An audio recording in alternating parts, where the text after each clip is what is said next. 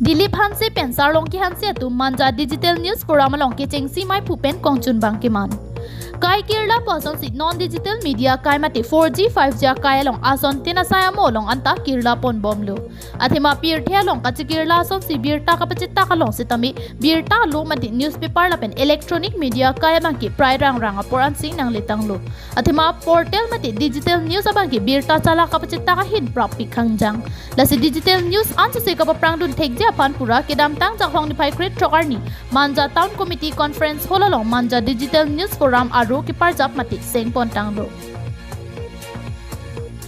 Bangso MDNF along nona matkilang ki pachari jia pan pura CC Committee atumpen chedon sar si MDNF amai pu Dilip Hanse lapen Kongchunbang Sarlongki Hanse lapen di Hindrimbang Rajas Hanse atuma pansi arpu pek ponlo.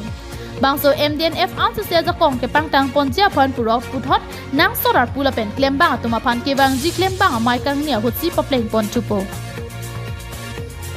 Non-digital kailong news reporting dam hut anparta news publish dera phi ko manne ke ther ki hap duko anparta kapre kisum ke boypen kasipajok jia phana bangki EC vet iklai vet karjap thikji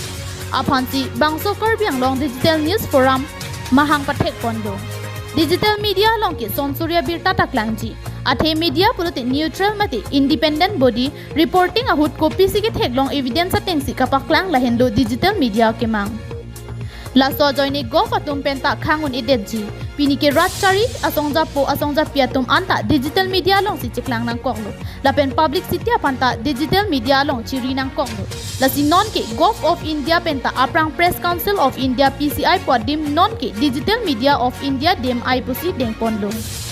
Bangso Mailong KDNF CC Committee Kongchunbang Nathan Ronghang Dun Maiphu Sopentirang Rapchunbang Mongol Singh Lekhe Di Hindrimbang Donaldson Timong Lapen Sai Hemchunbang Bapuram Senaratum Chitong Dun Anparta Pini Bangso Committee ke Senga Mailong Miss Senpen ke Bachun Longa Puthak Manja Digital News Forum Maiphu Dilip Hanse Lapen Kongchunbang Sarlongki Hanse Atum Ningkang Sampen Manja Town Committee Chairman Gotom Hanse Apan Kachuru Pajirpon News Report Harsing Ronghang KTV News